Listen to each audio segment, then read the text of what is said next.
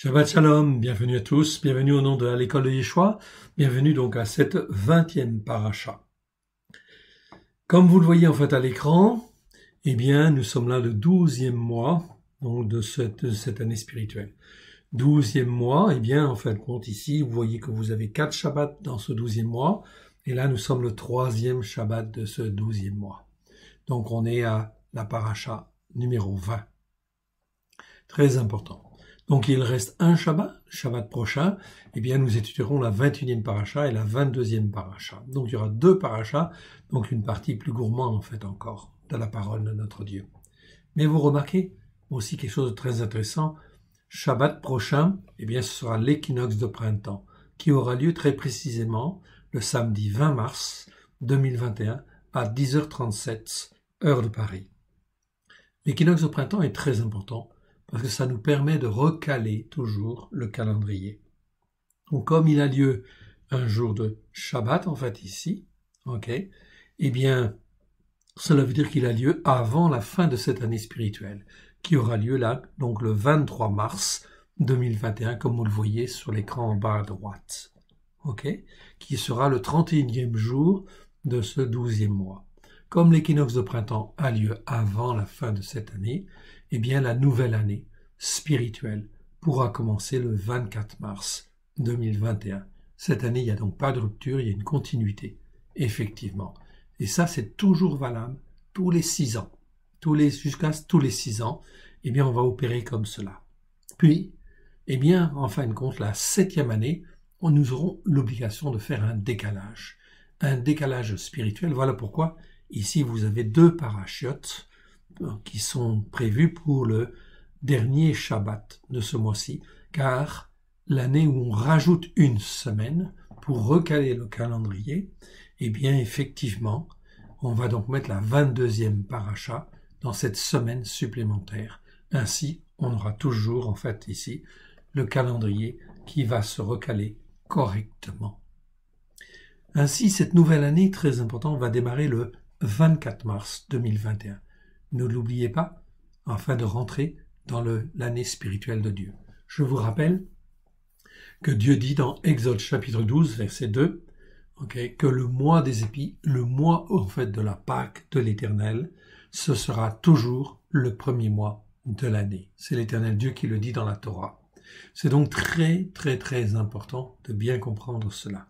Ici, on est calé dans le calendrier que Dieu en fait a prévu pour nous.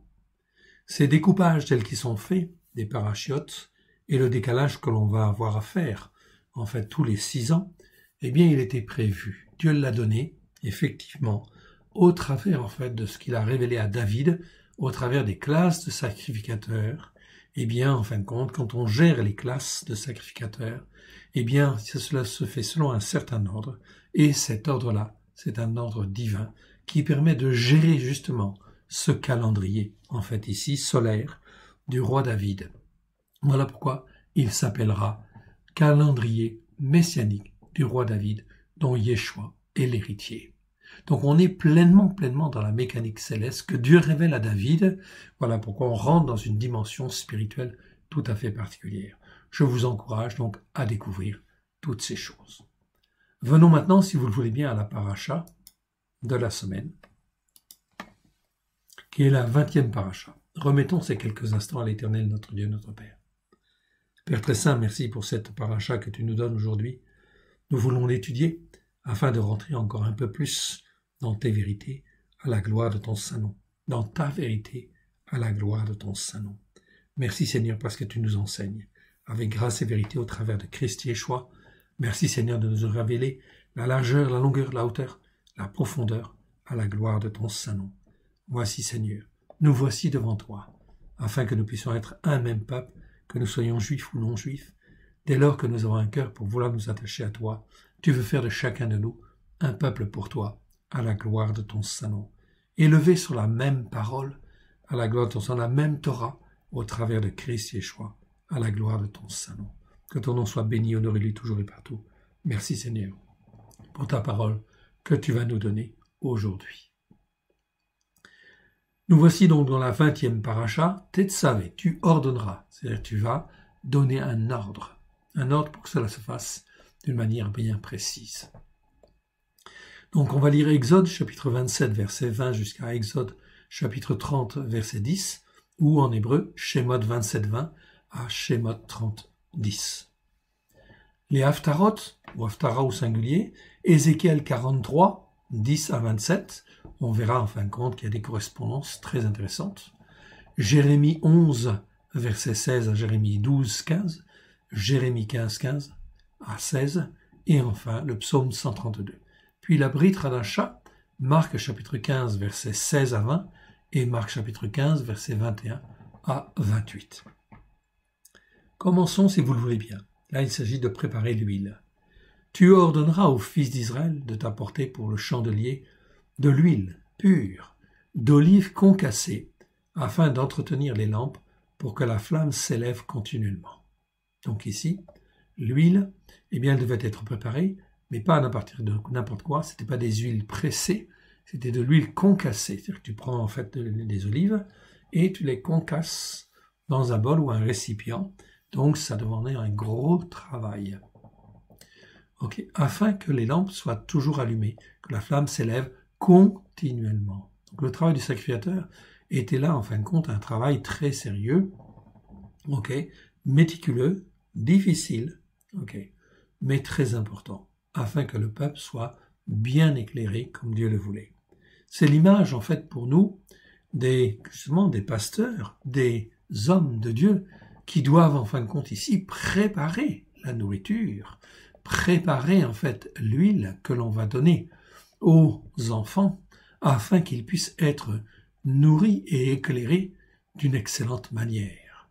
Voilà pourquoi c'était aussi, en fin de compte, ici, difficile à l'époque, et voilà pourquoi, aujourd'hui, eh bien, on ne fait pas n'importe quoi avec la parole de Dieu. Oui, il faut la méditer, il faut la travailler, il faut la concasser, bien évidemment, afin de donner une bonne huile, en fait, ici. Okay, qui est l'image, là, de la révélation quelque part, en fait, ici. Oui, tout à fait. C'est l'image de la révélation comme Malkisedec. Il est venu avec du pain et du vin, en fait, ici. C'était, en fait, l'image de la révélation, en fait, aussi, quelque part. C'est dans la tente du rendez-vous, en dehors du voile, qui est devant le témoignage, qu'Aaron et ses fils la prépareront du soir au matin en présence de l'Éternel. Donc, elle devait être préparée en présence de l'Éternel.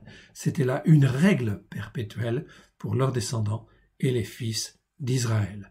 Donc, ils devaient la préparer, en fait ici, sérieusement, devant l'Éternel. Ok, cette huile, on va le voir. Ok, était donc une chose intéressante. On va le voir tout à l'heure. Maintenant, on va aller dans le chapitre 28 de Exode, et là, on va dans la préparation des vêtements.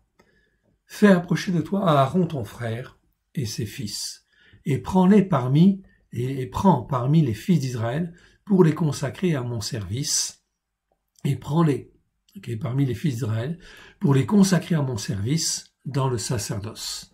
C'était Aaron et les fils d'Aaron, donc Nadav, Avihu, Éléazar et Ithamar. Tu feras à Aaron ton frère des vêtements de sainteté, non pas des vêtements sacrés, mais des vêtements de sainteté, en fait ici, pour la gloire et pour la magnificence, en fait ici. Donc, c'était là très important, quelque chose, ça servait de témoignage. Ok, très important. C'est pas seulement des vêtements sacrés, parce qu'ils ont un caractère religieux, etc. Non, c'est en fait ici un des vêtements qui symbolisent, qui sont l'image de la sainteté de Dieu. Tout est symbole dans ces vêtements et ça devait servir de témoignage auprès du peuple. Tu parleras à tous ceux qui sont sages de cœur. Raram lève, en fait ici. C'est beaucoup mieux que habile. C'est pas du tout habile, c'est sage de cœur. À qui j'ai donné un esprit de sagesse. On te le dit en fait ensuite, ils ont de la sagesse. Ils ont reçu une sagesse spéciale pour les construire, pour les façonner, en fait ici. Donc, c'était vraiment pour marquer l'image de la sainteté de Dieu. Ici le mot, c'est le mot Kodesh. Je vous le montre. je vous l'ai déjà montré, c'est pas l'adjectif kadosh. Kadosh, c'est l'adjectif, mais ici, c'est pas un adjectif. C'est le mot kodesh. Kodashim, en fait, au pluriel. C'est un nom qui existe 468 fois dans 382 versets. Ça nous parle de la sainteté de Dieu, de la mise à part. Et kodashim, kodesh, ça veut dire, en fin de compte, le lieu, la sainteté des saintetés. Okay? Donc, kodesh, ça veut dire sainteté, et kodashim, kodesh, ça veut dire sainteté des saintetés. Chez les nations, c'est traduit par lieu saint aussi, et lieu très saint. En réalité, en hébreu, c'est le lieu de la sainteté de Dieu, et le lieu très saint, c'est le lieu de la sainteté des saintetés. C'est un petit peu différent. C'est un petit peu différent parce qu'en hébreu, il y a un autre mot pour dire lieu très saint. C'est le mot dévir. On aura l'occasion de le voir. Okay? C'est donc très important. Là, on est proche de la sainteté de Dieu. Donc Dieu voulait montrer sa sainteté. Donc quand on parle de gloire et de magnificence ici, c'était pour montrer la magnificence et la gloire de la sainteté de notre Dieu, de ce qu'il est, de ce qu'il représente, et en fin de compte, de ce qu'il nous appelle à être aussi, à rentrer dans sa sainteté. Oui, bien sûr. N'oubliez pas que le voile est déchiré, afin que nous puissions rentrer dans le lieu de la sainteté des saintetés. Donc là, tout cela, ça nécessite de la formation. Et tous ces, ces symboles en fait ici qui sont faits avec sagesse de cœur, s'ils sont faits avec sagesse de cœur, c'est pour montrer la sainteté de l'Éternel notre Dieu. Ils feront, verset 3 donc, ils feront les vêtements de Aaron afin qu'ils soient consacrés et qu'ils servent mon sacerdoce. Voici les vêtements qu'ils feront, un pectoral, un éphod, une robe, une tunique bleue, une tiare et une ceinture. Vous avez une représentation en fait ici. Ça nous donne en fait une idée. Ils feront des vêtements de sainteté, non pas des vêtements sacrés, mais des vêtements de sainteté en fait ici, pour Aaron, ton frère, et pour ses fils, qu'il exerce mon sacerdoce. Donc encore une fois ici, vêtements de sainteté, ce n'est pas un adjectif ici, c'est des vêtements qui sont conformes à la sainteté de Dieu. Donc tout est symbole, et tout doit être fait selon la sagesse, oui bien sûr.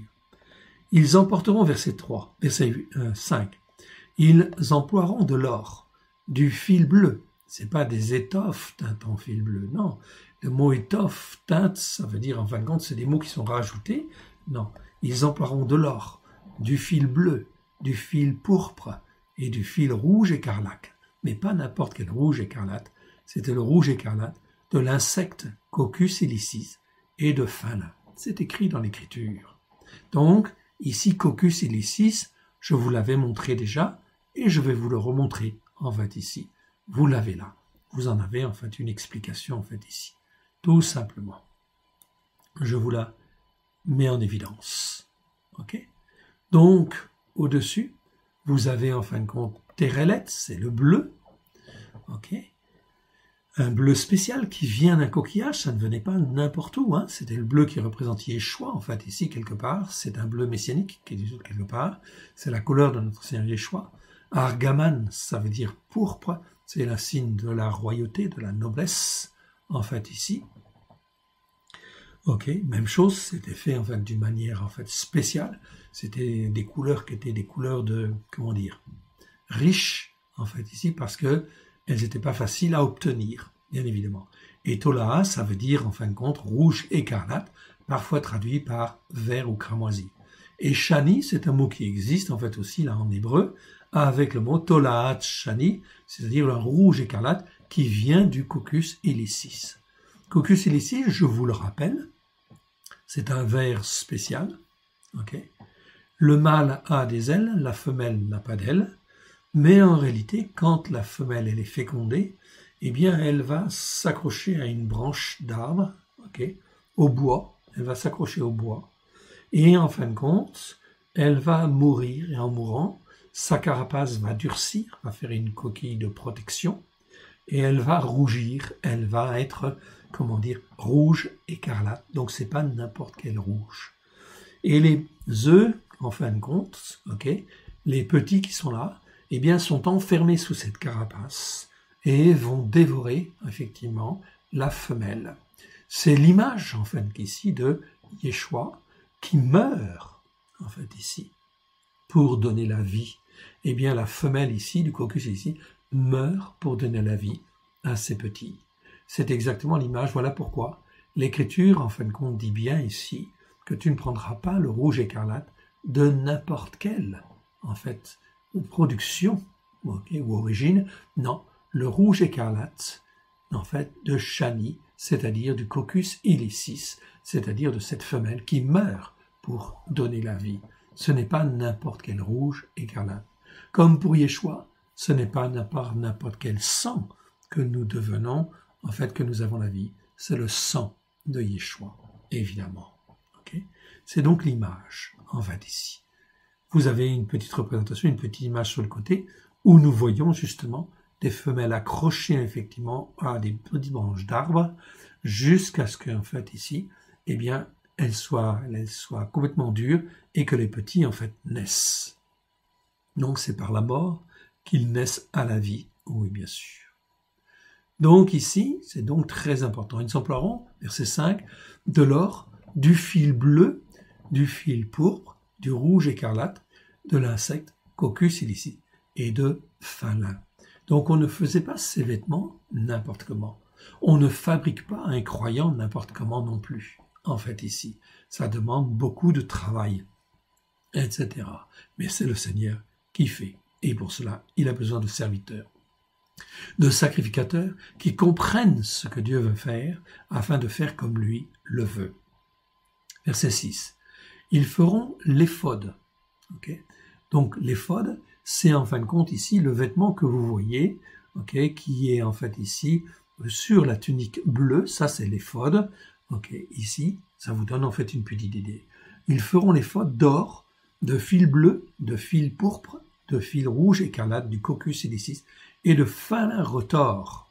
Donc retors, c'est-à-dire en fait du fin lin, mais en fin de compte le fil était tordu, en fin de compte, d'une certaine manière. On prenait 3 fils, puis on le tordait. Ça constituait en fait un fil, etc.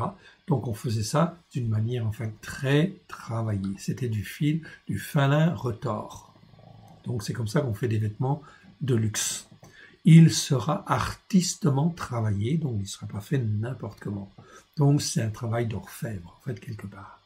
On y fera 2 épaulettes. Donc les épaulettes, vous savez où c'est sur les épaules, qui le joindront avec ces 2 extrémités, et c'est ainsi qu'ils seront joints. Donc on voit avec les épaulettes l'éphod qui est sur le sacrificateur. La ceinture sera du même travail de l'éphod, donc on voit en fin de compte une ceinture, donc du même travail en fin de compte que l'éphod en fait ici. Elle sera d'or, de fil bleu, de fil pourpre, de rouge écarlate, de coccus illicis, et de fin lin retors. Tu mettras 2 pierres de shoham. Shoham, c'est de l'onyx. Enfin, on pense que c'est de l'onyx.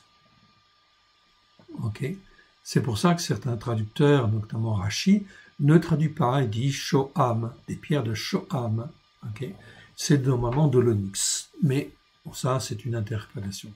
Et tu y graveras les noms des fils d'Israël.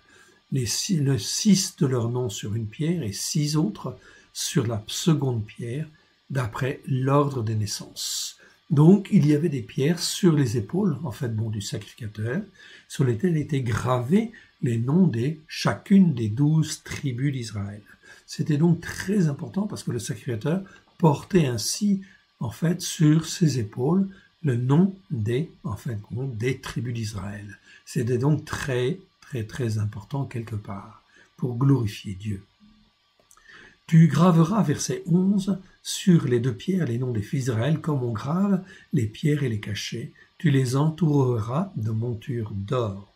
Tu mettras les 2 pierres sur les épaulettes de l'éphod, en souvenir des fils d'Israël. Et c'est comme souvenir car Aaron portera leur nom devant l'Éternel sur leurs épaules. Donc l'Éternel Dieu s'engageait, bien sûr, ok, pleinement dans cette affaire, tout simplement parce que il voulait que les hommes sur la terre puissent comprendre son dessein à lui, et en fait, en portant ces pierres, le sacrificateur rappelait ainsi à Dieu, c'est en fait toi-même qui as choisi ces 12 tribus afin que tu les sanctifies et les amènes à la perfection, bien évidemment. C'est la même chose avec chacun de nous, ok, nous sommes en fin de compte sur les épaules de Yeshua, bien évidemment, si on comprend bien le parallèle. Donc le sacrificateur est une image justement de Yeshua. C'est très important de bien le comprendre.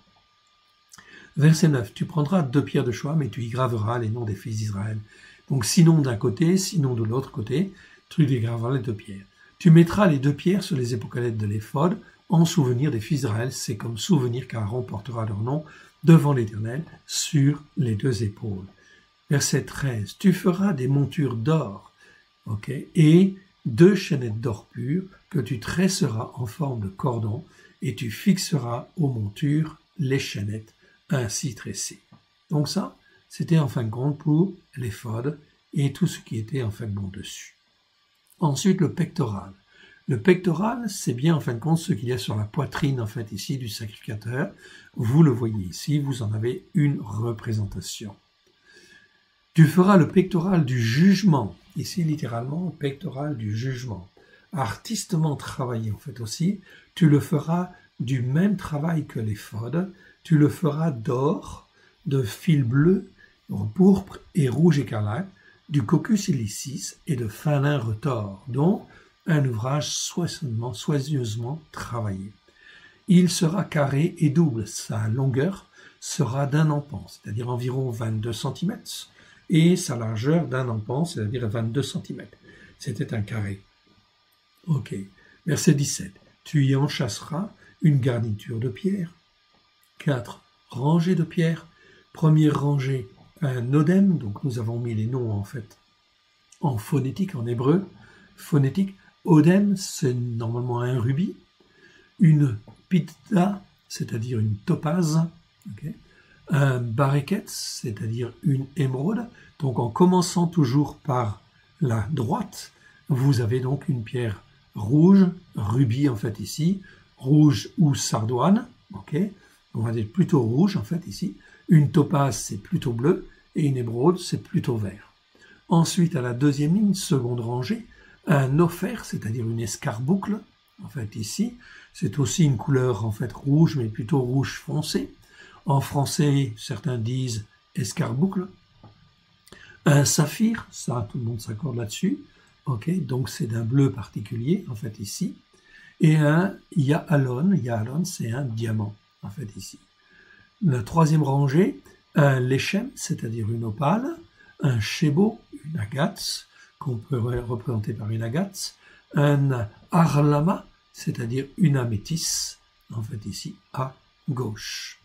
Et la quatrième rangée, une tarchiche en fait à droite, c'est-à-dire une chrysolite, on pense. Okay. Un shoham, c'est un onyx. Okay. Et en fait un yashfé, c'est-à-dire une pierre de jaspe, qui peut être rouge, comme ça, ou qui peut être orangée, différentes couleurs. Il y a différentes couleurs. Okay. Donc ici, on a une représentation des couleurs qui en fait est relativement proche de la description. Okay. Les représentations des pierres sur le pectoral sont en fin de compte tout à fait fantaisistes sur Internet, donc il faut vraiment recaler par rapport à l'écriture. Ces pierres seront enchâssées dans leur monture d'or.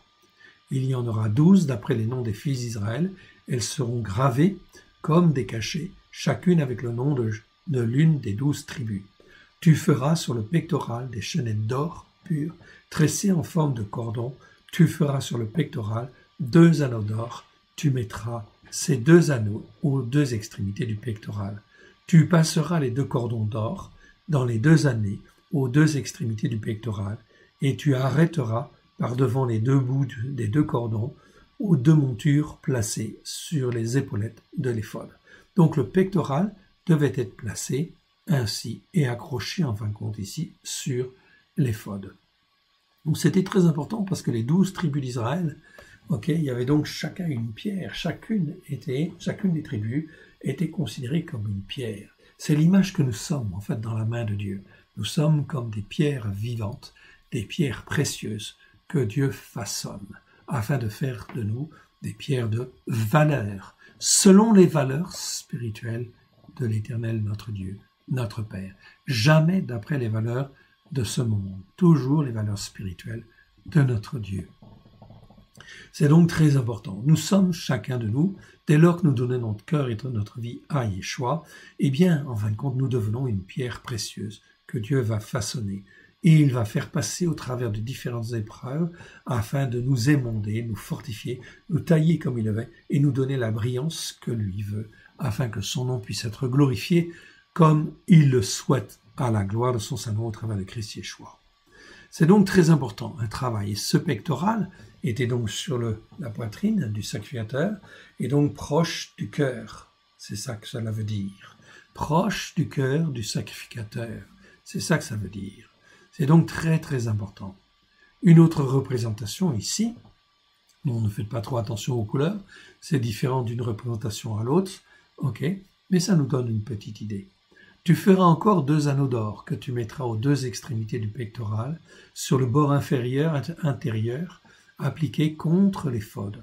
Et tu feras 2 autres anneaux d'or que tu mettras au bas des 2 épaulettes de l'éphod, sur le devant, près de la jointure, au-dessus de la ceinture de l'éphod. Ok. Donc, ici, ce pectoral devait être attaché par le haut et il devait être attaché par le bas aussi. Ok. Donc, ce sont des précisions très importantes pour dire que l'éphod ne devait pas se balader, en fin de compte, au gré de la marche, d'une part, mais en fait, il devait être solidement ancré aux vêtements du sacrificateur. Ça veut dire qu'il ne devait en aucune manière se détacher. On ne devait pas perdre une pierre, voilà pourquoi ils étaient enchâssés, okay, et en fin de compte être bien accrochés au cœur, ici, du sacrificateur. Tu attacheras le pectoral, verset 28, par ses anneaux et aux anneaux de l'éphod avec un cordon bleu. Okay, le cordon bleu que vous voyez en bas, ici, c'est bien là un cordon bleu. Pourquoi bleu? C'est l'image de Yeshua. Il est attaché, fermement attaché, au travers de Christ Yeshua, aux vêtements du sacrificateur. Afin que le pectoral soit au-dessus de la ceinture de l'éphod et qu'il ne puisse pas se séparer de l'éphod. C'est donc très important. C'était donc des symboles de vêtements non pas sacrés, mais des vêtements de sainteté pour montrer que nous-mêmes, nous sommes en fin de compte, accrochés à Dieu, accrochés à Christ Yeshua par des liens de Yeshua. Eh bien, nous sommes accrochés en fin de compte ici à Dieu, à la gloire de son Saint-Nom. Verset 29. Lorsqu'Aaron entrera dans le lieu de la sainteté, ici dans les Bibles françaises, c'est dit sanctuaire. Non. C'est pas le mot. Le mot, que vous voyez là, c'est bien le mot Kodesh que vous voyez là, que je vous ai montré tout à l'heure, et on le retrouve ici. Donc Kodesh, c'est un mot, 468 fois dans 382 versets. C'est un nom masculin. Ça nous parle de la sainteté de Dieu. Donc, il y a bien un lieu dans le tabernacle qui était le lieu de la sainteté. C'est ce que les nations appellent le lieu saint, ici. Et le lieu très saint, c'est le lieu de la sainteté des saintetés. Mais c'est mieux, de recaler, au texte. Donc, lorsque Aaron entrera dans le lieu de la sainteté, donc dans la première partie du tabernacle, et faut pas le traduire par sanctuaire, évidemment, c'est une erreur, il portera sur son cœur les noms des fils d'Israël, gravés sur le pectoral du jugement. Et ça s'appelle pectoral du jugement parce que c'est le jugement de Dieu. C'est le choix de Dieu que de choisir ces 12 tribus. Et c'est le choix de Dieu de choisir, ici, ces personnes afin qu'elles puissent être travaillées, façonnées comme Dieu le veut. C'est le jugement de Dieu. Ça fait partie du jugement de Dieu. À partir du moment où ça fait partie du jugement de Dieu, eh bien, on ne peut pas être détaché par qui que ce soit. Satan ne peut rien faire contre ça, Il ne peut pas nous détacher de Dieu. Nous pouvons nous détacher de Dieu, oui, mais en fin de compte, Si nous restons attachés à Dieu, si nous décidons dans notre cœur de nous attacher à Dieu, eh bien, en fin de compte, nous sommes sur son cœur. Et le jugement, son jugement, au travers de Christ, est de dire que nous avons été lavés, purifiés, sanctifiés, et que nous sommes rendus parfaits, même si nous ne le sommes pas encore maintenant, pour Dieu, eh bien, en fait, selon son jugement, au travers de la croix de Yeshua, eh bien, nous sommes à lui, et rien qu'à lui. C'est donc, en fait, ici, pour rappeler ici, quand il va dans le lieu de la sainteté, le sacrificateur rappelle que tout cela, ça lui appartienne, en fait, ici. Verset 30. Tu joindras au pectoral du jugement l'Urim et le Thummim, et ils seront sur le cœur de Pharaon, donc c'était des pierres spéciales, qui permettaient au sacrificateur, en fait, de juger l'appréciation de Dieu sur telle chose ou telle autre chose. Ça existait, et ça se faisait comme cela. L'Urim et le Thummim. Ils seront sur le cœur de Pharaon lorsqu'il se présentera devant l'Éternel. Ainsi, Aaron portera constamment sur son cœur le jugement des fils d'Israël lorsqu'il se présentera devant l'Éternel. C'est comme nous nous présentons devant l'Éternel, nous nous couvrons du sang précieux de l'agneau, et nous avons en fin de compte ici le jugement de l'Éternel qui est sur nous au travers de Christ Yeshua, parce qu'il nous a rachetés au travers du sang précieux de Yeshua. C'est donc en fait ici des symboles, des vêtements de sainteté. C'est pas seulement des vêtements sacrés, c'est des vêtements de sainteté. En fait, quelque part. La robe de l'éphod. La robe de l'éphod, c'est ce que vous voyez en fait en bleu, en fait ici. La robe de l'éphod, entièrement d'étoffe bleue, en fait ici. Donc, bleu, c'est la couleur de Mashiach. Il y aura au milieu une ouverture pour la tête, et cette ouverture aura tout autour un bord lisse, un bord tissé, comme l'ouverture d'une cotte de maille, afin que la robe ne se déchire pas. Tu mettras autour de la bordure, en bas, des grenades de couleur bleue, pourpre, rouge écarlate du Cocus ilicis, entremêlées de clochettes d'or. Une clochette d'or et une grenade, une clochette d'or et une grenade, sur tout le tour de la bordure de la robe. Aaron s'en revêtira pour faire le service quand il entrera dans le lieu de la sainteté devant l'Éternel. Et quand il en sortira, on entendra le son des clochettes et il ne mourra point, en fait, ici. Donc, c'était très important. Il pouvait rentrer dans le lieu de la sainteté. Donc, on ne rentre pas dans le lieu de la sainteté n'importe comment. Le premier lieu du sanctuaire, c'est le lieu de la sainteté, ce que les nations appellent le lieu saint, en fait, ici. Donc, c'est le lieu de la sainteté de Dieu, en fait, ici. Donc, très important. Dans ce lieu, il y avait la menorah, il y avait en fait le chandelier, il y avait l'autel des parfums, et il y avait la table des prênes pour position. Donc, dans ce lieu de sainteté, il y a le chandelier qui brûle tous les jours, en fait, ici, 24 heures sur 24. Il fallait qu'il soit alimenté d'huile, etc. C'est le sacrificateur qui s'occupait de ce travail. Et l'encens sur l'autel des parfums devait être en fait aussi mis tous les jours, et bien effectivement l'heure de la prière.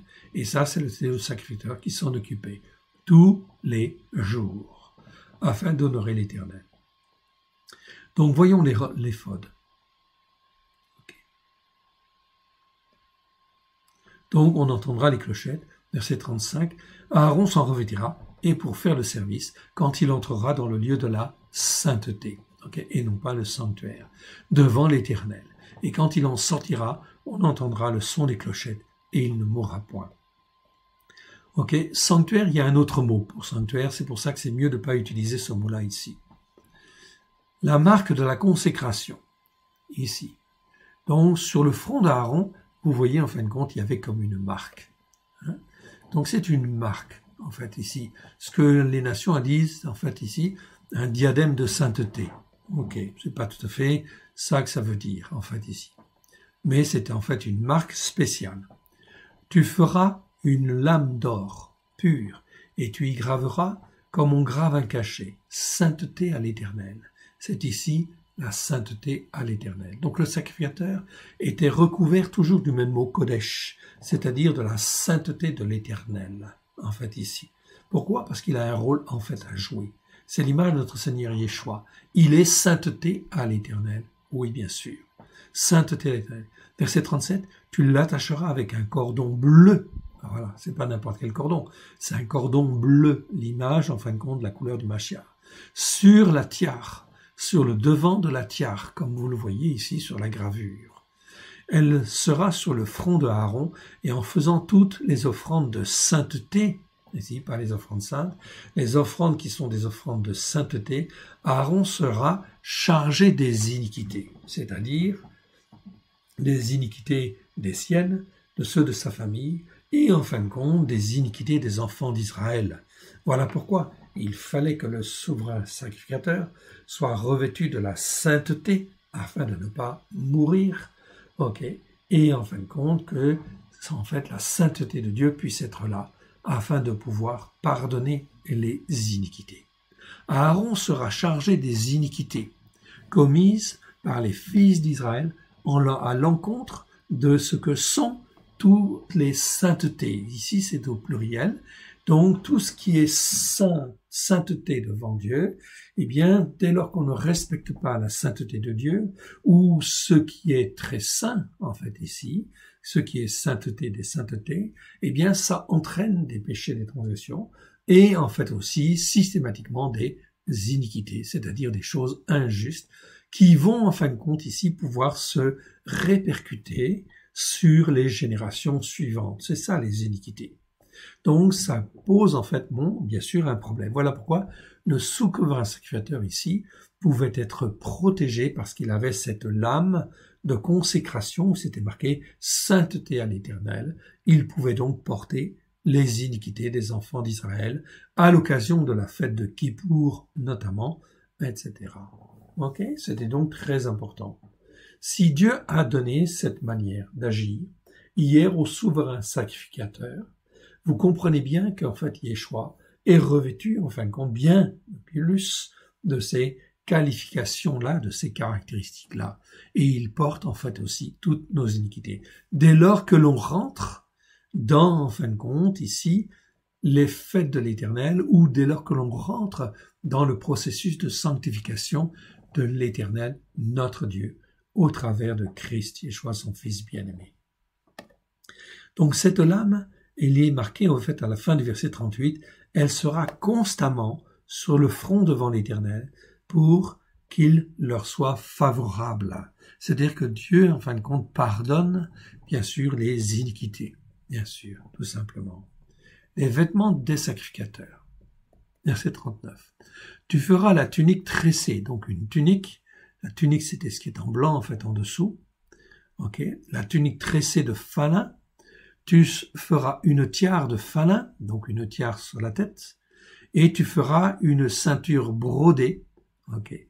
Pour les fils de Aaron, tu feras des tuniques et tu leur feras des ceintures et tu leur feras des parures sur la tête pour la gloire et pour la magnificence. Toujours pour la gloire et la magnificence, c'est-à-dire pour être un témoignage aussi de la sainteté de l'Éternel Dieu. Tout cela devait rappeler que l'Éternel Dieu était sainteté et sainteté des saintetés. C'est pour ça qu'en fait, Dieu dit, vous serez saints parce que moi-même je suis saint, en fait ici. Mais on ne peut être transformé que si effectivement on est d'accord. Et en fait ici, Dieu nous donne son plan. Il dit, moi je vais vous transformer. Je suis sainteté des saintetés. Passez par les choses de la sainteté et vous deviendrez en fait un avec moi au travers de Christ Yeshua. Oui, mais ça passe forcément par des étapes. Verset 41. Tu en revêtiras Aaron ton frère et ses fils avec lui. Tu les oindras, tu les consacreras, tu les sanctifieras et ils seront à mon service pour le sacerdoce. Tu les sanctifieras, c'est-à-dire tu les mettras à part et ils seront à mon service pour le sacerdoce. C'est-à-dire, pas pour un service religieux, pour être un service religieux, non, dans le but de sanctifier et les uns et les autres, et tel croyant et tel autre croyant, dans le but, en fin de compte, qu'ils puissent être aussi mis à part, c'est-à-dire devenir ce qu'on appelle en fait avec la Brit Hadasha des Nazoréens, c'est-à-dire des consacrés consacrants, qui consacrent en fait encore d'autres. C'est ça le sacerdoce royal dont parle la Brit Hadasha. c'est d'apprendre en fait à connaître la sainteté de Dieu et ce qui est sainteté des saintetés, et que tout sacrificateur, eh bien, connaissant ces choses-là, amène en fait les uns et les autres à cette connaissance petit à petit, afin que par le Saint-Esprit, les uns et les autres puissent être transformés et devenir un peuple saint pour Dieu. Verset 42. Fais-leur des caleçons de lin pour couvrir leur nudité. Ils iront depuis les reins jusqu'aux cuisses. Aaron et ses fils les porteront quand ils entreront dans la tente du rendez-vous. Tente du rendez-vous, Ohel Moed, ce n'est pas tente d'assignation non plus ici. C'est la tente du rendez-vous, c'est-à-dire la tente du rendez-vous divin, Ohel Moed, la tente du rendez-vous divin. Et quand ils s'approcheront de l'autel pour faire le service dans le lieu de la sainteté, c'est non pas le sanctuaire, mais en fait pour faire le service dans le lieu de la sainteté, ainsi, donc ainsi ils ne se rendront point coupables d'iniquité. C'est donc pas simplement coupable, c'est en fait ici coupable d'iniquité. Et ils ne mourront point. C'est une règle perpétuelle pour Aaron, pour ses descendants avec lui. Donc aujourd'hui, nous n'avons pas besoin de faire tous ces vêtements, bien évidemment, mais une chose est sûre, c'est que pour m'approcher de Dieu, je dois me revêtir de la tunique de l'humilité, c'est-à-dire en fait ici, de venir vers Dieu au travers de Christ Yeshua, avec simplicité de cœur, afin que l'Éternel Dieu me lave, me purifie, me sanctifie. Et il faut que je rentre dans le lieu de la sainteté. Donc souvenez-vous, il y a le lieu du parvis, c'est une chose, ensuite le lieu de la sainteté, ensuite le lieu de la sainteté des saintetés. C'est donc 3 étapes. Je peux rester toute ma vie dans le parvis, mais c'est pas ce que Dieu veut. Ce que Dieu veut, c'est qu'on rentre dans, en fait, le lieu de la sainteté. Et là, on ne rentre pas avec des vêtements, même qui sont brillants ou tout. On vient simplement avec une tunique, c'est-à-dire un vêtement humble qui représente l'humilité, en fait, ici. Donc, on rentre dans le lieu de la sainteté avec humilité, simplicité de cœur, en ayant passé déjà par l'autel de l'Holocauste, l'autel des sacrifices d'élévation, où on s'élève à Dieu au travers du sacrifice de Yeshua, et on se lave dans le bassin d'eau, la mer des reins, qui était le bassin d'eau, donc on se lave par la parole de Dieu, ce que l'on connaît déjà, en fait ici, puis on va ensuite, avec humilité, dans le lieu de la sainteté, puis ensuite, s'il y en a besoin, dans le lieu de la sainteté des saintetés. Tout cela se fait par une procédure toute simple au travers de Christ Yeshua, car on comprend les modalités de la sainteté de Dieu, quelque part. C'est donc très important. On continue avec le chapitre 29. Chapitre 29, consécration des sacrificateurs. Voici ce que tu feras pour les consacrer, afin qu'ils soient à mon service dans le sacerdoce. Prends un petit d'un gros bétail, un taureau et 2 béliers intègres. Faites avec de la fleur de farine, de froment, donc de blé, des pains sans levain, des ralotes, donc là c'est bien marqué des pains, c'est les rèmes, des ralotes, donc dans la traduction française on dit souvent des gâteaux, mais en fait en hébreu c'est des ralotes, c'est un peu comme des pains briochés que l'on a pour le Shabbat, par exemple, ce sont des ralotes, donc c'était toujours sans levain, pétri à l'huile, et des galettes, donc galettes c'est encore autre chose, en fait ici, mais toujours sans levain, arrosé d'huile. Donc ici, on voit pour que le sacrificateur soit consacré, il fallait en fait faire certaines choses. Et derrière, il y a toute une symbolique spirituelle, oui bien sûr. On remarque que tout ce qui était offert au sacrificateur, qui était offert là, par le sacrificateur, était sans levain, systématiquement. C'est-à-dire sans choses qui sont levées, qui appartiennent à ce monde-là. Mais on est en fait là dans des choses tout à fait particulières. On ne comprend pas encore bien tout, pourquoi il y avait des pains, pourquoi il y avait des ralotes, pourquoi il y avait des galettes. Certainement qu'il y a une signification. Si Dieu l'écrit en fait ici dans la Torah, et que tout cela était conforme à la sainteté de Dieu, eh bien cela a une signification. Eh bien le Seigneur nous apprendra. Oui, bien sûr, on le verra. Verset 3. Tu les mettras dans une corbeille en offrant le taureau et les deux béliers. Tu feras avancer Aaron et ses fils vers l'entrée de la tente du rendez-vous, toujours au El Moed ici, et tu les laveras avec de l'eau. Tu prendras les vêtements, tu revêtiras Aaron de la tunique et de la robe de l'éphod et du pectoral, et tu mettras sur lui la ceinture de l'éphod.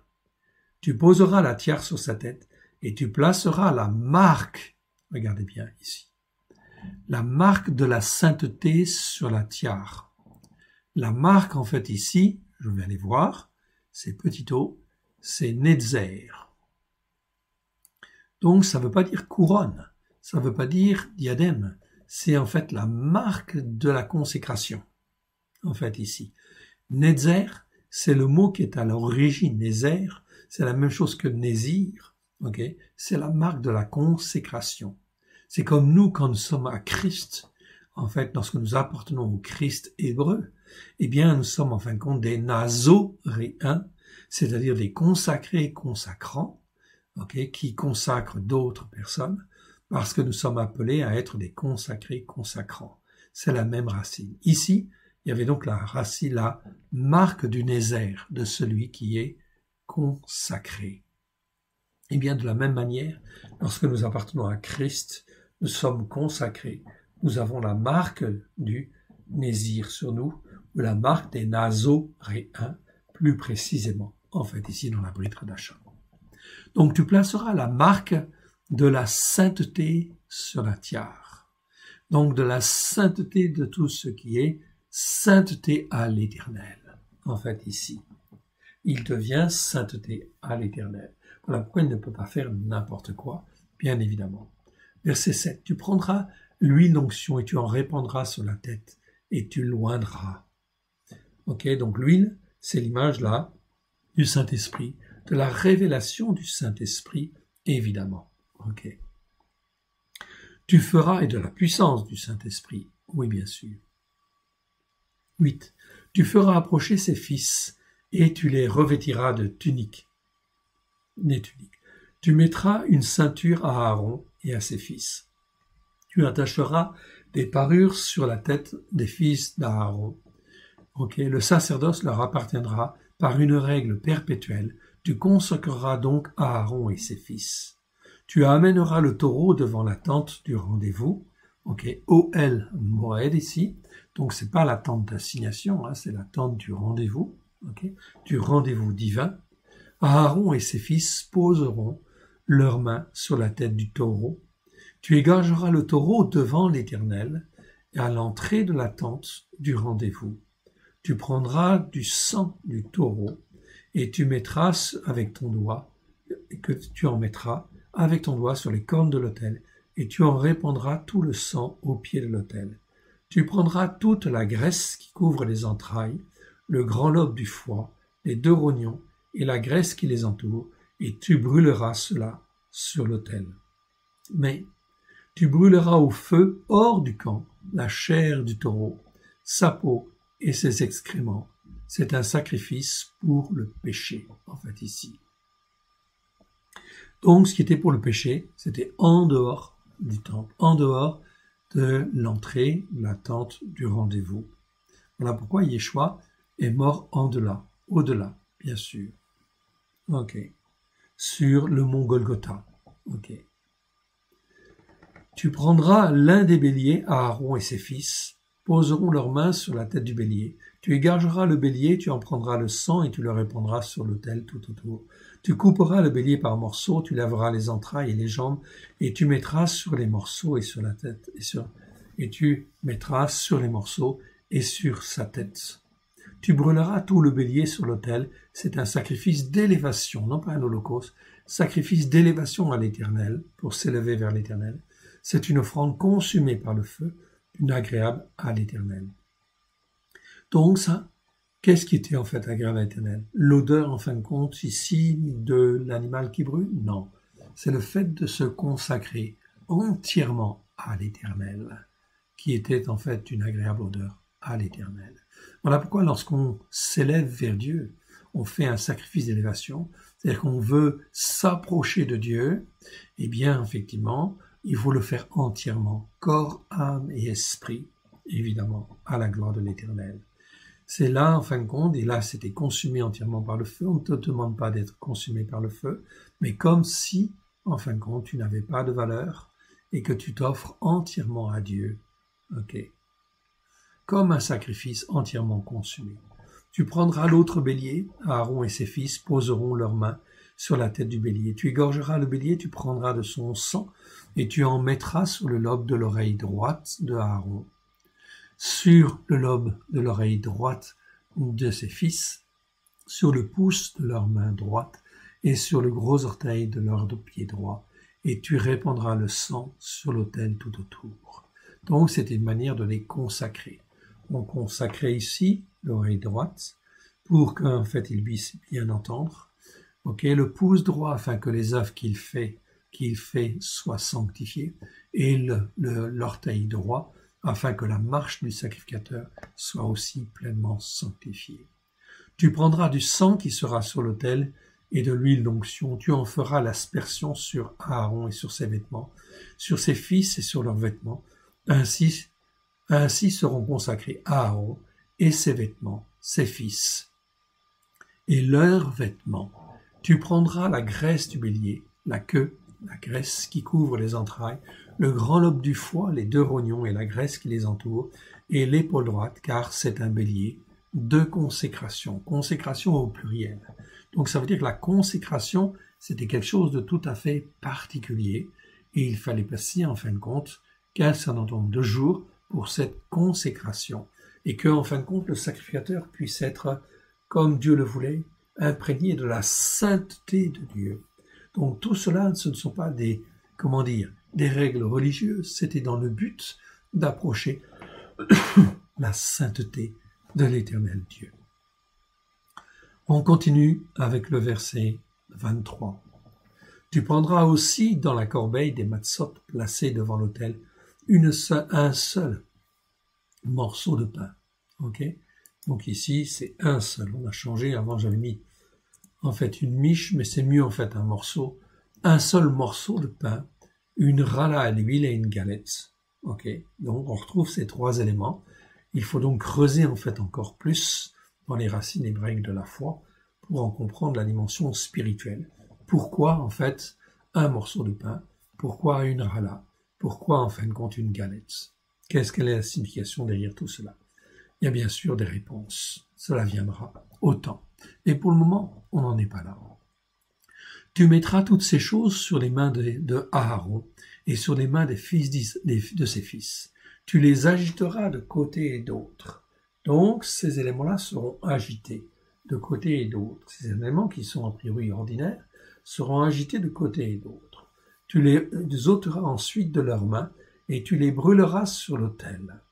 Par-dessus le sacrifice d'élévation, c'est une offrande consumée par le feu devant l'Éternel, d'une agréable odeur à l'Éternel. Donc, le fait de faire ça, de prendre ces éléments-là, ce morceau de pain, cette rala, cette galette, de les présenter à l'Éternel, cela devenait en fait sainteté, en fait ici, eh bien, elles étaient mises sur l'autel, parce que cela devenait revenir à l'Éternel, et c'était en fin de compte saint, des choses saintes, en fait ici, pour Dieu, qui devait en fait revenir à lui, afin de sanctifier, en fait ici, Aaron et, en fait ici, ses fils, afin que tout ce qui est à eux, en fait ici,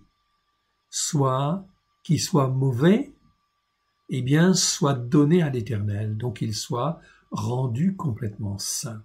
Tu les ôteras ensuite de leurs mains et tu les brûleras sur l'autel. Par-dessus le sacrifice d'élévation, c'est une offrande consumée par le feu devant l'Éternel, d'une agréable odeur à l'Éternel.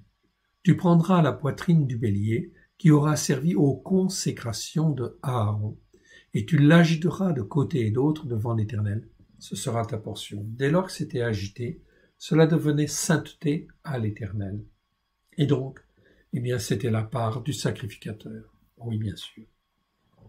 Verset 27. Tu sanctifieras la poitrine et l'épaule du bélier, qui aura servi aux consécrations de Aaron et de ses fils, la poitrine en l'agitant de côté et d'autre, l'épaule en la présentant comme une offrande par élévation. Donc, soit agitée de côté et d'autre, soit offrande élevée par élévation. Ok. Ceci voulait dire que cela devenait sainteté à l'Éternel, parce que Dieu agréait ces offrandes, et que cela, en fin de compte, étant devenu sainteté, ça ne pouvait pas être mangé par n'importe qui. Elles appartiendront à Aaron et à ses fils, par une loi perpétuelle qu'observent les fils d'Israël, car c'est une offrande par élévation. L'offrande par élévation et les sacrifices d'offrande de reconnaissance, quand les enfants d'Israël venaient avec des offrandes pour faire un acte de reconnaissance, c'est traduit par action de grâce la plupart du temps, mais c'est plutôt pour témoigner de la reconnaissance. Des fils d'Israël sont de leur part des offrandes par élévation pour l'Éternel. Donc si ce sont des offrandes par élévation, cela devient sainteté à l'Éternel. On va te le dire. Verset 29. Les vêtements de la sainteté de Aaron. Les mots sont écrits en fait en majuscule ici, les articles, parce que en hébreu c'est souligné. C'est donc à Kodesh, c'est pas Kodesh tout court, c'est à Kodesh. Donc les vêtements de la sainteté de Aaron seront après lui pour ses fils, qui les mettront lorsqu'on les oindra et qu'on les consacrera. Donc l'Éternel dit clairement que ces vêtements-là étaient empreints de la sainteté de Dieu. C'était en fait ici pour aider les sacrificateurs à rentrer pleinement dans leur fonction. Verset 30. Ils seront portés pendant 7 jours par celui de ses fils, qui lui succédera dans le sacerdoce, et qui entrera dans la tente du rendez-vous divin, pour faire le service dans le lieu de la sainteté. Donc le service dans le lieu de la sainteté ne se faisait pas n'importe comment, ça se faisait avec, effectivement, en fait ici, des vêtements de la sainteté.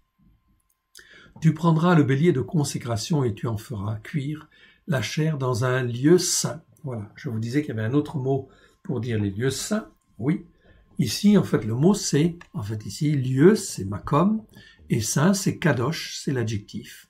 Donc, lieu saint, c'est en fait ici un lieu à part, sanctifié, c'est makom kadosh. Makom kadosh, ça veut dire lieu saint. Donc, on ne peut pas traduire kodesh par lieu saint.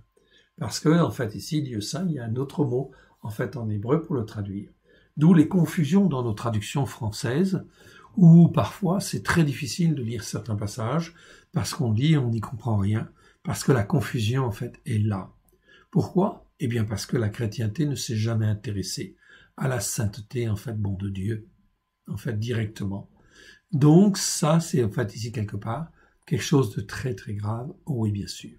Donc il faut recaler les choses et en fin de compte, si Dieu dit que ça c'est de la sainteté, eh bien il faut considérer que c'est de la sainteté. Donc il faut apprendre à faire attention.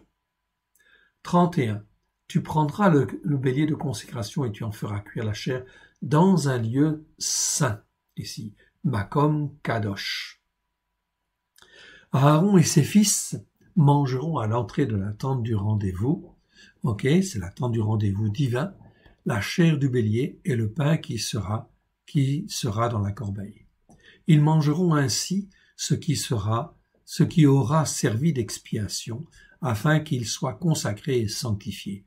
Nul étranger hostile, donc ici on parle des étrangers hostiles, donc qui sont contre Dieu, en fait ici contre sa parole, contre sa Torah, ce sont des étrangers hostiles, donc tout ce qui est sainteté de Dieu, ça ne devait jamais en fait ici les toucher. Il ne devait pas avoir accès à ce qui est sainteté.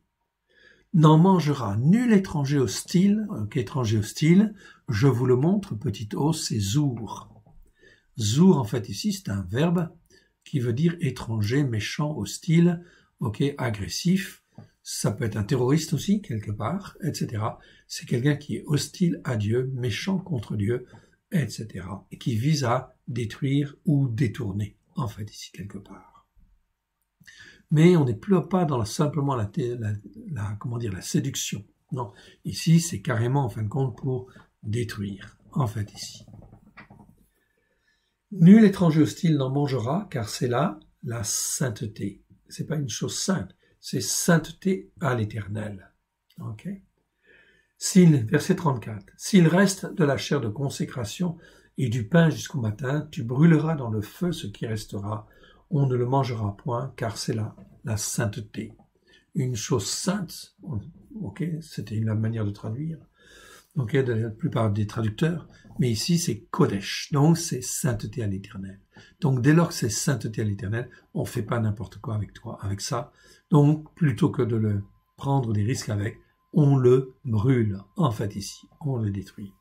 S'il reste de la chair de consécration, eh bien en fin de compte, elle ne sera pas conservée, elle sera en fin de compte ici brûlée, afin qu'elle ne soit pas touchée par la corruption aussi non plus.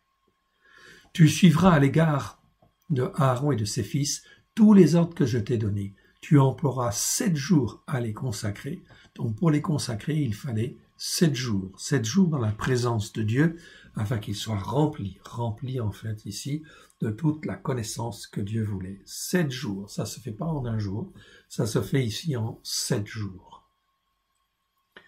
Tu emploieras 7 jours à les consacrer, tu offriras chaque jour un taureau pour les expiations des péchés. Tu purifieras l'autel en faisant l'expiation et tu l'oindras pour le sanctifier. Donc chaque jour, il y avait un travail à faire sur la personne, ici des expiations des péchés, c'est-à-dire afin que la personne puisse être totalement libérée ou le plus libérée possible de ses, de ses iniquités, de son héritage spirituel qu'elle pouvait avoir, etc. Il fallait en fin de compte ici faire des sacrifices pour expier toutes ces choses-là. Pendant 7 jours, tu feras des expiations sur l'autel et tu le sanctifieras. L'autel sera sainteté des saintetés ici.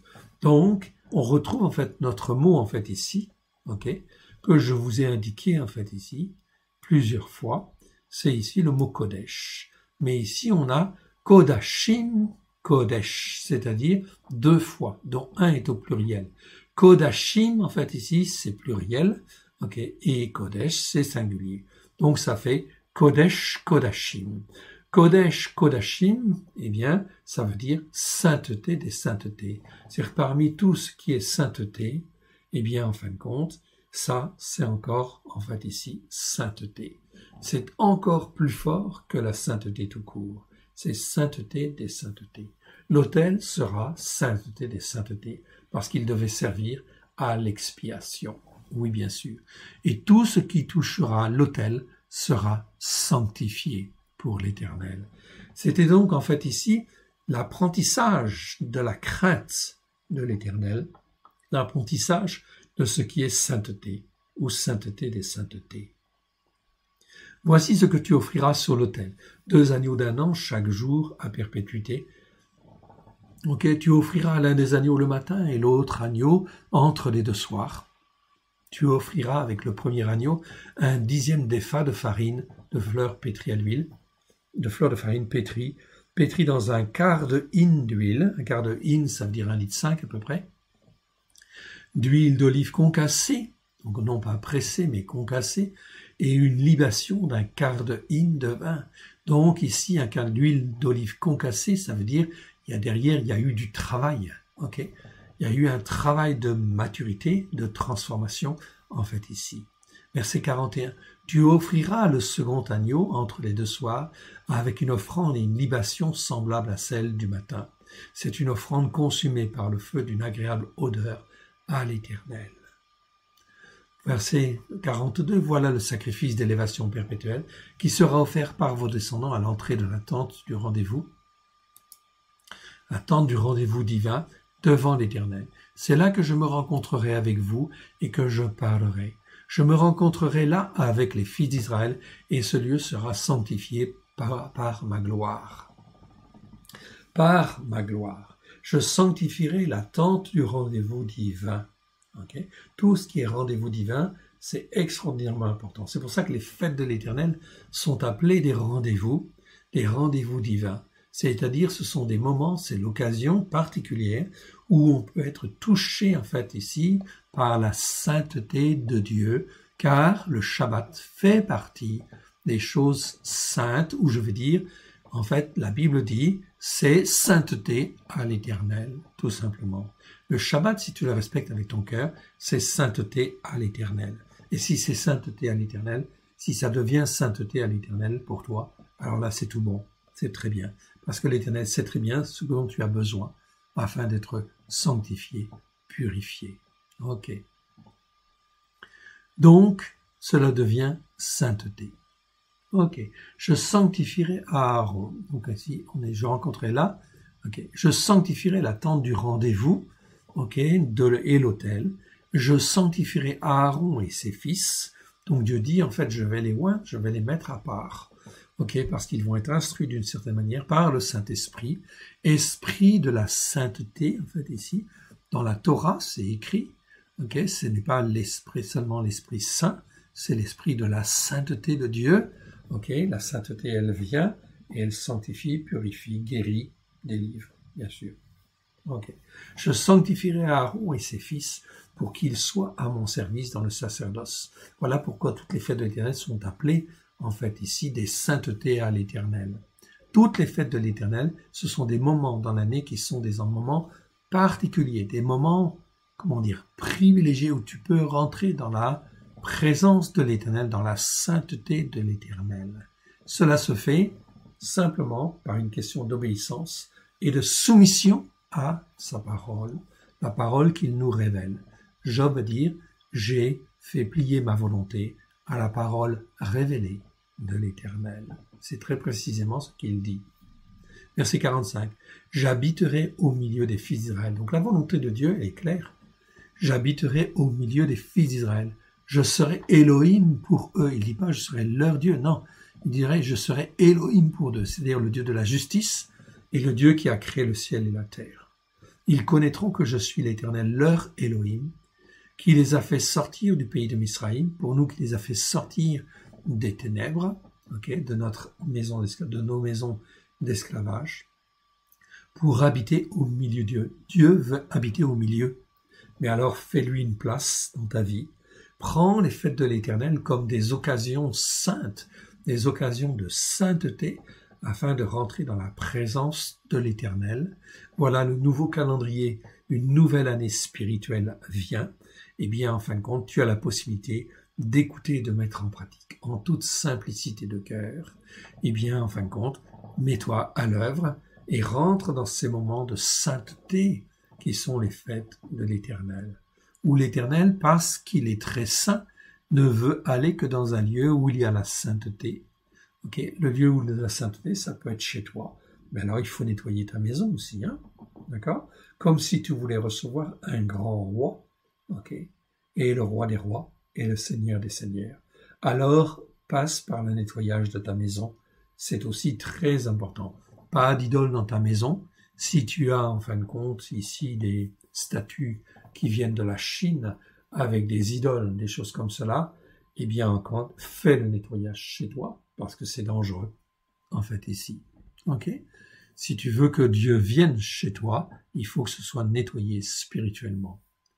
J'habiterai au milieu, la volonté de Dieu, c'est d'habiter au milieu des fils d'Israël, et je serai Elohim pour eux. Dieu nous dit aujourd'hui, en fait, j'habiterai au milieu des fils de ceux des rachetés de l'Éternel. Et je serai Elohim pour eux, s'ils écoutent et s'ils mettent en pratique. Ils connaîtront que je suis l'Éternel, leur Elohim, qui les a fait sortir du pays d'Égypte, du pays de Misraïm, pour habiter au milieu d'eux. Je suis l'Éternel, leur Elohim, c'est-à-dire leur Dieu, en fait, ici. Mais beaucoup plus, en fait, que Dieu. Elohim, c'est celui qui a créé le ciel et la terre, et c'est le Dieu de la justice.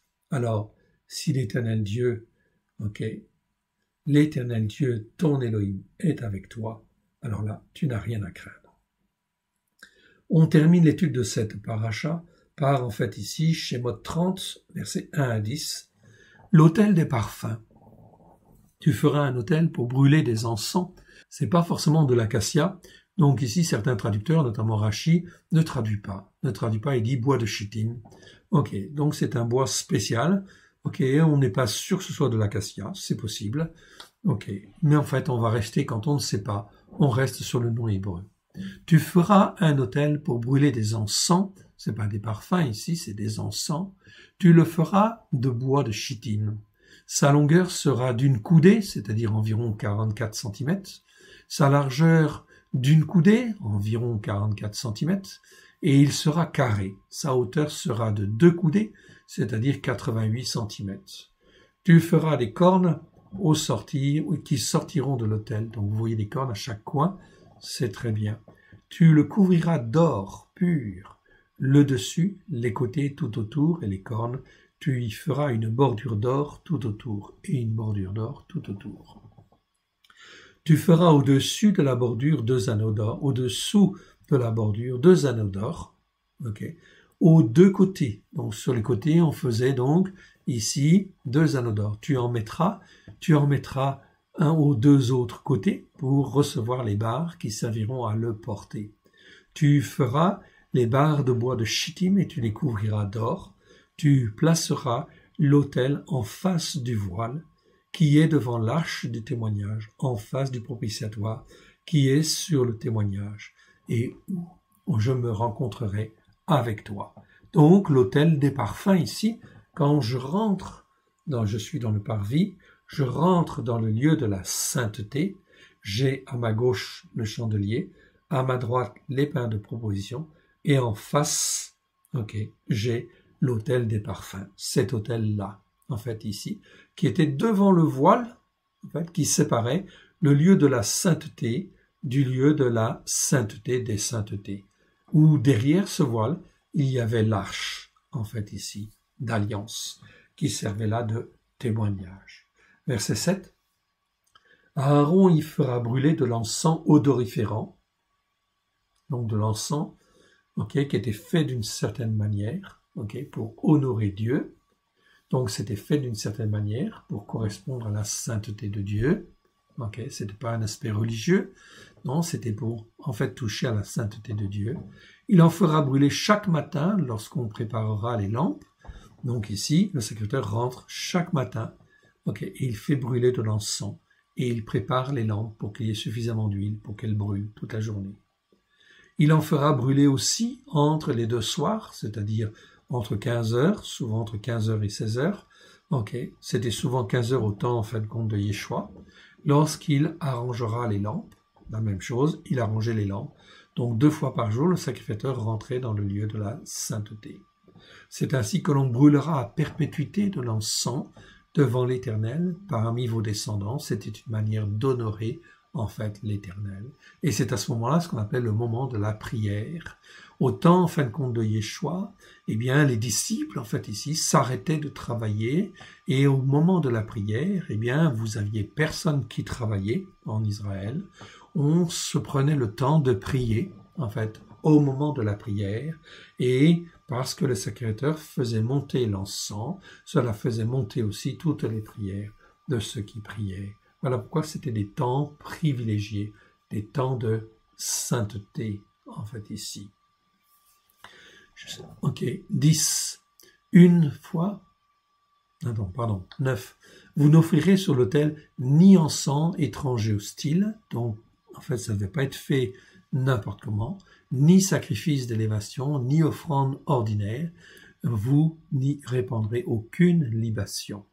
Une fois chaque année, Aaron fera des expiations sur les cornes de l'autel avec le sang des expiations des péchés, et il fera des expiations une fois chaque année parmi vos descendants. Ce sera la sainteté des saintetés. Donc on retrouve en fait ici Kodesh, Kodashim en fait ici. Donc le mot Kodesh répété 2 fois, le deuxième est au pluriel, ça veut dire sainteté des saintetés, il n'y a pas plus saint en fait quelque part. Le fait de faire cette démarche de sanctification au moment de Kippour, ça se faisait devant l'Éternel et c'était fait selon l'ordre que l'Éternel avait donné. Alors à ce moment-là, l'onction pouvait venir et effectivement il y avait le pardon des péchés. Tous les ans, c'était la grâce de Dieu qui s'exprimait en fait là à Yom Kippour. Donc la grâce, elle existait, oui bien sûr, tout ça c'est l'expression de la grâce et du pardon, en fin de compte, de Dieu. Si tout ce système, entre guillemets, existait hier, c'était pas pour avoir un système religieux, c'était vraiment pour témoigner de la sainteté de l'Éternel, notre Dieu, et de la sainteté des saintetés. Et le monde juif, à un certain moment, a compris, oui, au temps de David, au temps de Salomon, en fait, il comprenait très bien cette notion de sainteté et sainteté des saintetés, à tel point que l'onction de l'Éternel était tellement forte dans le temple que les sacrificateurs sont obligés de sortir du temple. Donc, ils étaient en phase et ils comprenaient bien. Ok. Et aujourd'hui, eh bien, effectivement, dans la tradition juive, on a perdu beaucoup de choses. Mais dans la tradition chrétienne, on est à milieu, en fait, de ces choses-là, effectivement, parce qu'on est dans la théologie du remplacement. Et Dieu ne veut pas ça, parce qu'il veut rassembler les juifs et les non-juifs en un seul peuple à la gloire de son saint nom. Voilà pourquoi, nous le verrons tout à l'heure, aussi Dieu va faire certaines choses. Nous avons terminé la première partie, que l'Éternel Dieu vous sanctifie, vous purifie à la gloire de son saint nom. On va terminer par une prière. Merci Seigneur pour ta parole merveilleuse. Que tout ce qui n'est pas de toi s'en aille dans les lieux arides, que ce qui est toi de toi soit oint de grâce et de vérité au travers de Christ Yeshua, ton Fils bien-aimé, et trouve dans chacun de nos cœurs un terrain favorable, parce que nous voulons rentrer pleinement dans ta bénédiction, pleinement, Seigneur, pleinement dans ton lieu saint, dans le lieu très saint de ta sainteté, comme c'est écrit dans un des psaumes, c'est pas très bien traduit, mais nous devons rentrer dans le lieu très saint de ta sainteté. Maintenant que le voile est déchiré, nous te rendons grâce, nous sommes maladroits, incompétents, mais nous nous couvrons du sang précieux de l'agneau, nous invoquons les mérites de l'agneau, et nous voulons venir, non seulement dans le lieu de la sainteté, mais venir aussi te voir dans le lieu très saint de la sainteté, à la gloire de ton saint nom. Nous te rendons grâce dans le précieux nom de Yeshua, ton Fils bien-aimé. Amen. Que l'Éternel Dieu vous bénisse. À tout à l'heure. Shabbat Shalom.